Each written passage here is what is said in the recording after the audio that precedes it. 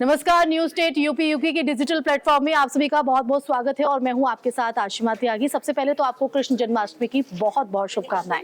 और आज हम कृष्ण जन्माष्टमी के इस खास मौके पर आपको बताएंगे कि उत्तर प्रदेश के तमाम जिलों में किस तरह से मंदिरों में खास तैयारी है, क्या माहौल वहां पर है और साथ ही साथ इस खास मौके पर मुख्यमंत्री योगी आदित्यनाथ ने ब्रजवासियों को क्या कुछ जो है सौगातें यहाँ पर दी हैं, वो भी आपको हम बताएंगे। साथ ही साथ देश भर में ये जो रौनक है वो देखते ही बन रही है। मंदिरों में विशेष प्रबंध किए गए हैं, भक्तों में भी खासा उत्साह है, बाजारों में भी रौनक है। और उत्तर प्रदेश की अगर हम बात करें तो वहां पर मंदिरों में क्या कुछ माहौल है, हमें सोनी बताएंगी। सोनी हमारे साथ हमेशा की तरह चर्चा में शामिल होंगी। सोनी, आज कृष्ण जन्माष्टमी का पर्व है, बहुत खूबसूरत आप लग रही हैं, लेकिन साथ ही साथ अगर हम उत्तर प्रदेश के मंदिरों की अगर बात करें तो किस तरह से उनको खूबसूरती से सजाया गया, वहां पर क्या कुछ माहौल देखने को मिल रहा है और इस बार की जन्माष्टमी किस तरह से? देखिए, जन्माष्टमी को लेकर तो तैयारियां 2-3 दिन पहले से ही शुरू हो चुकी थी और सबसे खास बात यह है कि ना सिर्फ घरों में बल्कि उत्तर प्रदेश में जितने भी जिलों में जितने भी जेल हैं उनको भी पूरा तरीके से सजाया गया है फूलों के साथ। वहाँ पे कीर्तन भी होगा, वहाँ पे भगवान श्री कृष्ण का जेल में जन्म भी हुआ है, मतलब जन्म होगा वहाँ पर जैसे उनका जन्म हुआ था वो दिखाया जाएगा। साथ ही यहाँ पे बता दें कि ना सिर्फ जेल में बल्कि पुलिस चौकी में भी उससे बाहर जितने भी जो ट्रैफिक सिग्नल्स है, आसपास का जो एरिया है उसको भी बखूबी तरीके से सजाया गया। यानी कि ओवरऑल अगर मैं बोलूं तो पूरा यूपी जो है वो कृष्ण के रंग में रंगा हुआ नजर आ रहा है। बिल्कुल, लेकिन अगर हम बात करें, क्योंकि जब भी कोई इस तरह का पर्व आता है तो उसमें पूजन विधि का, शुभ मुहूर्त का बहुत ही खास ख्याल रखा जाता है। तो हम इस चर्चा को आगे बढ़ाएं उससे पहले हम चाहेंगे कि आप दर्शकों को कहीं ना कहीं आप लोगों को इंतजार होगा इस बात का, तो सोनी आपको बताएगी कि क्या कुछ शुभ मुहूर्त है।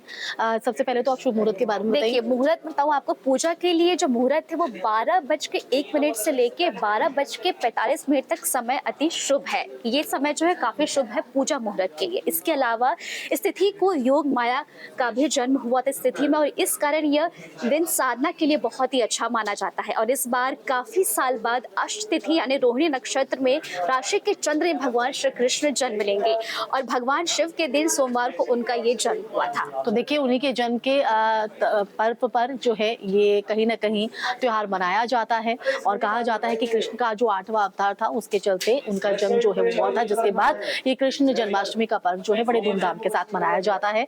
लेकिन इस बार की जो जन्माष्टमी है वो इसलिए भी बेहद खास हो जाती है क्योंकि इस बार जो है महासंयोग बन रहा है, जयंती योग है, जिसके चलते इस दिन का महत्व और जो है बड़ा हो जाता है।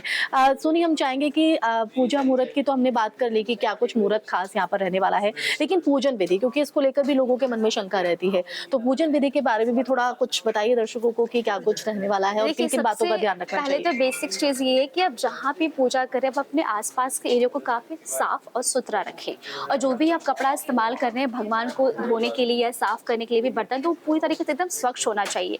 अब अगर मैं आपको पूजा विधि की बताऊं तो ज्योतिष के अनुसार ये कहा गया है कि श्री कृष्ण जन्माष्टमी में पूजन विधि जो है वो ब्रह्म मुहूर्त से उठकर स्नादि कर साफ वस्त्र धारण करें। ये मैंने जैसा बताया, भगवान को नमस्कार कर व्रत का आप संकल्प करें और इसके साथ ही आप हाथ में जल, फल, कुश और गेंदे का फूल अपने हाथ में रखें और आप चाहे तो आप सफेद रंग का फूल भी ले सकते हैं। इसके बाद आप बाल रूप भगवान श्री कृष्ण की पूजा पूरी विधि विधान के साथ करें। जैसे कि भगवान श्री कृष्ण को मिश्री माखन बहुत पसंद है तो आप उन्हें ये चीजें भी जरूर इसमें शामिल करें और आप मोरपंख और बांसुरी को भी इसमें शामिल कर सकते हैं। तो देखिए, आपको अपने लड्डू गोपाल को बहुत ही खूबसूरती के साथ सजाना है, लेकिन उसके साथ साथ अपनी भी साज सजावट आपको करनी होगी और सबसे ज्यादा कहीं ना कहीं मन को बहुत सुंदर बनाने की जरूरत है। तो देखिए, सोनी ने आपको बताया कि क्या कुछ शुभ मुहूर्त है, किस तरह से आपको पूजन विधि करनी है, बस आप उनको थोड़ा ध्यान में देंगे तो आपका ये जन्माष्टमी का ये पर्व जो है वो बेहद खास बन जाएगा। लेकिन हम आते हैं अब उत्तर प्रदेश के मंदिरों की अगर बात करें तो, क्योंकि आपने जेलों की तो बात की कि किस तरह से न सिर्फ मंदिर बल्कि जेलों में भी जो है इस बार जो है विशेष प्रबंध किए गए हैं। ऐसे में अगर मंदिरों की बात करें तो वहां पर क्या कुछ माहौल देखने को मिल रहा है? देखिए, मंदिरों में ये है कि मंदिरों में तैयारियां शुरू हो चुकी हैं क्योंकि अब भगवान श्री कृष्ण का जन्म रात को मध्यरात्रि में होगा, तो इसके लिए तमाम तरह की जो सिक्योरिटी है, जो एसटीएफ की टीम है, वो भी पूरी तरीके से उसमें लगी हुई है। महिला सुरक्षा भी सुनने में आया कि उनको भी रखा जाएगा, क्योंकि कभी इस दौरान अगर कुछ भागदौड़ी होती है भीड़ के कारण, तो उनके लिए भी अलग से तैयारियां शुरू की गई हैं।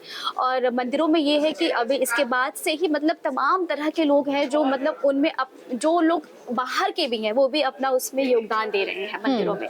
इससे भगवान श्री कृष्ण की तैयारियां करना, फूल माला बनाना, मालाएं जोड़ना, ये तमाम तरह की और देखिए यही वजह है कि इसे त्याग, प्रेम, करुणा, सच्चाई का पर्व जो है वो माना जाता है। और कहीं ना कहीं इस तमाम चीजों का प्रेरणा खुद श्री कृष्ण भी रहे हैं। हमने भी देखा है उनकी इस जर्नी को, उनके उस संघर्ष को, लेकिन जिस तरह से उनके एक चेहरे की मुस्कान होती है। और यही वजह है कि छठा हम देखते हैं उत्तर प्रदेश के मथुरा की अगर हम बात करें, ब्रजवासियों की अगर हम बात करें, वृंदावन की हम बात करें, तो वहाँ की जो छठा है वो देखते ही बन रही है। और ये उत्साह दोगुना तब हो जाता है जब मुख्यमंत्री योगी आदित्यनाथ लोगों के बीच उनकी मौजूदगी होती है, क्योंकि इस वक्त वो मथुरा में मौजूद हैं। हमने आपको वो तस्वीर भी हम बताते हैं कि श्री कृष्ण जन्मभूमि में गर्भगृह में आज उन्होंने पूजा अर्चना भी की पूरे विधि विधान के साथ और प्रदेशवासियों को बधाई दी। लेकिन इसी के साथ ब्रजवासियों को एक बड़ी सौगात भी मुख्यमंत्री की तरफ से दी गई है। तो राधा रानी के जो दर्शन करना है वो अब और भी आसान हो गया। दरअसल रोपवे के जरिए अब किशोरी के मंदिर पहुंच सकेंगे। आपको इससे पहले अगर बता दें तो क्या कुछ मुश्किलें जो है इस वक्त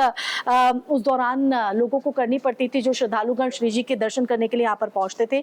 तो 178 जो सीढ़ियां हैं वो उनको चढ़नी पड़ती थी और उसके जरिए ही वो राधा रानी के दर्शन करने के लिए वहां पर पहुंच पाते थे। लेकिन अब कहीं ना कहीं एक बड़ी सौगात मुख्यमंत्री की तरफ से यहाँ पर दी गई है ब्रजवासियों के लिए। तो राधा रानी के दर्शन करना भी इसी के जरिए आसान हो गया है। न सिर्फ बल्कि राधा रानी के रोपवे की उन्होंने शुरुआत की है, बल्कि ब्रजवासियों को 178 करोड़ की परियोजनाओं का भी जो है एक बड़ा तोहफा मुख्यमंत्री योगी आदित्यनाथ की तरफ से दिया गया है। तो देखिए हर बार जो है वो श्री कृष्ण जन्माष्टमी के इस खास मौके पर मथुरा में ही व्यतीत करते हैं, लेकिन इस बार कृष्ण जन्माष्टमी कहीं ना कहीं अगर कहा जाए सोनी, तो ब्रजवासियों के लिए एक बहुत ही महत्वपूर्ण हो गई है। क्योंकि एक तरफ कृष्ण जन्माष्टमी का जहाँ पर हम देखते हैं कि किस तरह से कृष्ण जी की जो रंगरलियां है, रास लीला है वो दिखाई पड़ती है, तो दूसरी तरफ मुख्यमंत्री योगी आदित्यनाथ की मौजूदगी होना और करोड़ों की सौगात ब्रजवासियों को देना। कि जैसे कि अभी योगी सरकार ने 210 मीटर लंबा रोपवे शुरू करेगी, जिसके जरिए 7 मिनट में श्रद्धालु राधा रानी के मंदिर पहुंच सकेंगे, ऐसा भी आपने बताया। और जानकारी के लिए आपको बता दूं कि यह रोपवे यूपी का तीसरा और पश्चिमी यूपी का पहला रोपवे होगा। और इसके साथ ही चित्रकूट और विंध्याचल के बाद अब श्रद्धालु बरसाना में भी रोपवे का आनंद ले सकेंगे। तो देखिए क्या कहते हैं, आपको हम बता दें कि जिस तरह से मुख्यमंत्री योगी आदित्यनाथ ने ये तोहफा दिया है, तो ब्रजवासी कहीं ना कहीं काफी गदगद नजर आ रहे हैं, क्योंकि उन्हें खासी दिक्कतों का सामना यहाँ पर करना पड़ता था जब वो राधा रानी के दर्शन करने के लिए पहुंचते हैं। और कहते हैं कि श्री कृष्ण के साथ श्री जी के दर्शन करना बेहद ही महत्वपूर्ण माना जाता है और उसके बाद ही जो पूरी यात्रा है वो सफल हो पाती है। सोनी, हम यहाँ पर चर्चा को विराम लगाते हैं। एक बार फिर से आपको श्री कृष्ण जन्माष्टमी की बहुत बहुत शुभकामनाएं। फिर हाजिर होंगे एक नए विषय के साथ। नमस्कार। न्यूज नेशन अब व्हाट्सएप पर खबरों के ताजा अपडेट के लिए न्यूज नेशन के इस क्यूआर कोड को स्कैन करें।